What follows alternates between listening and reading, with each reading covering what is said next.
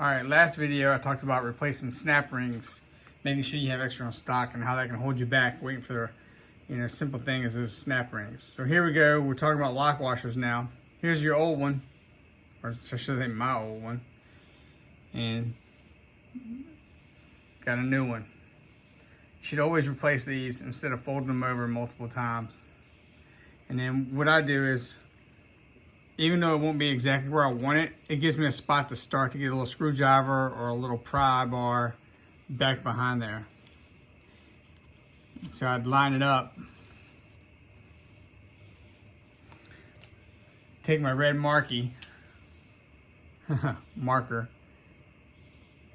put me a line, then I took it over to the vise, just put a little small bend in it, make sure you use some like safe jaws or whatever, so you don't mar it all up.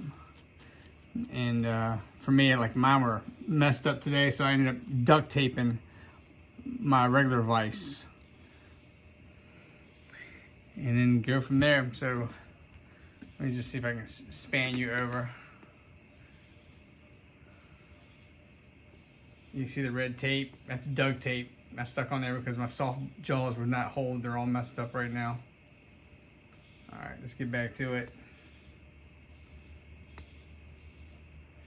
I'll be right back with locking this down.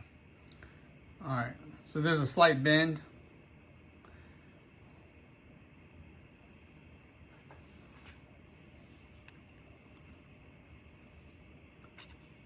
Now, that doesn't necessarily mean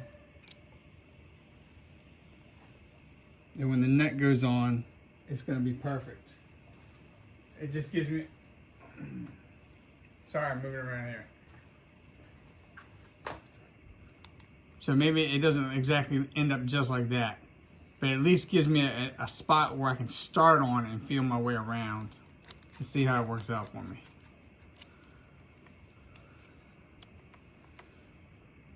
All right, so it's probably not gonna do it, but let me get the torque wrench out and something to hold this down. All right, time to get this thing torqued up. So this is how I'm gonna stop it from moving on me. Got the Motion Pro tool here, and then I'm making sure that none of my tool is hitting on the outer basket.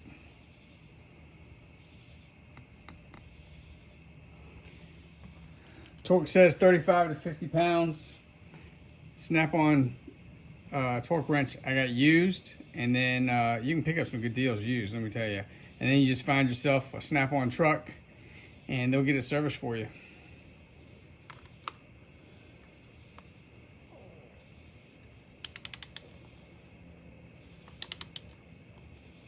All right, one smooth motion.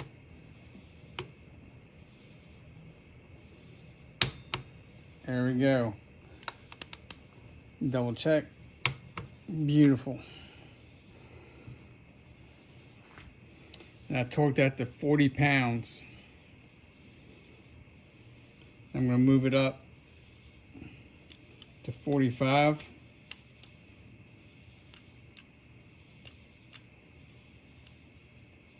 And that's where I'm going to stop at.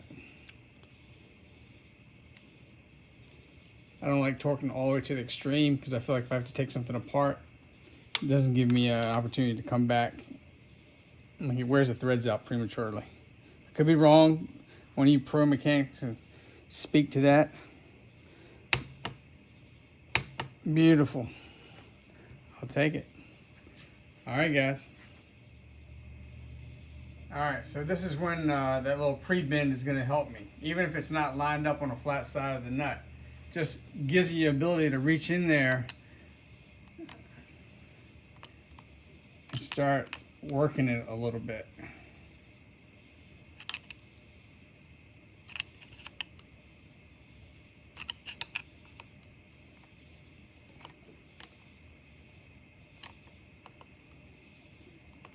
I hate putting pressure on the clutch basket at all, but sometimes you gotta do what you gotta do.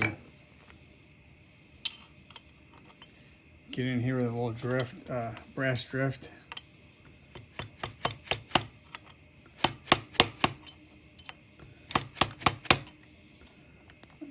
should have kept my clutch holder in place.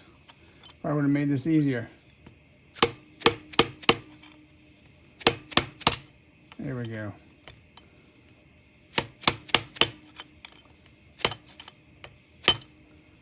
Oh yeah. See the point. I definitely should have left my clutch holding tool in place. Would have made this a lot easier.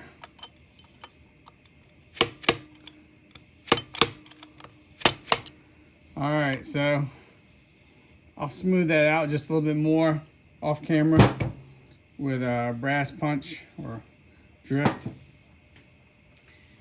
And we'll call this part 1 of the clutch since I'm here. Then part 2 is plates and everything else.